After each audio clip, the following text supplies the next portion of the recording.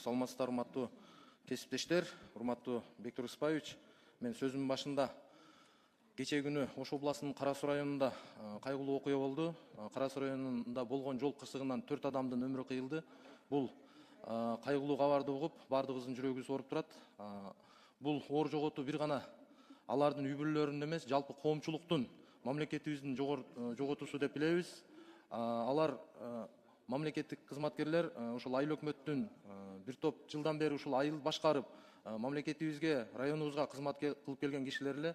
Алар маркумдун жакындарына терең кайгыруу менен көңүл айтабыз. Кайтыш болгон жаткан жерлери жайлуу болуп, топурагы торко болуп, бейишинен беришин тилейбиз. Ошондой эле биз бир топ кайрылуулар келип турат. Бүгүнкү күндөгү эң көйгөйлүү маселелердин бири болгон, бир эле бул Кара Суу районунда эмес, жалпы республика боюнча билим берүү тармагындагы ОРТ, ЖРТнын катышуу ыкмалары боюнча бир топ көйгөйлөр талкууланып келет. Мисалы, бүгүнкү күндө биз мектеп программа менен окуучуларыбыз билим алышат. Бирок азыр жалпы тестирлөөнүн суроолору таптакыр башка.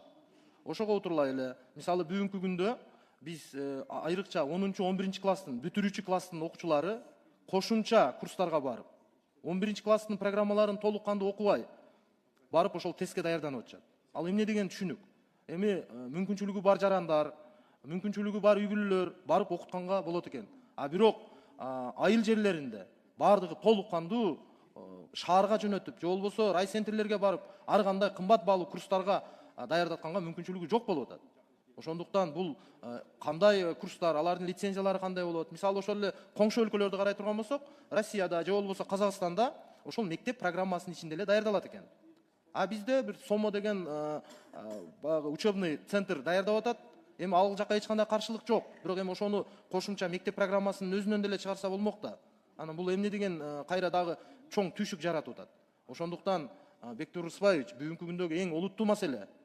Себеби биз эми 11 жыл канча каражат жумшап, ушул мектептерди салып берип, мугалимдерге айлык төлөп, ушул тармакты көтөрөлү деп чыгып атабыз. Бирок бул жагы жыйынтыгы жакшы болбой атат. Ошондуктан Болот Адылбекович протоколдук тапшырма берип, ушуга көңүл буруп койсок.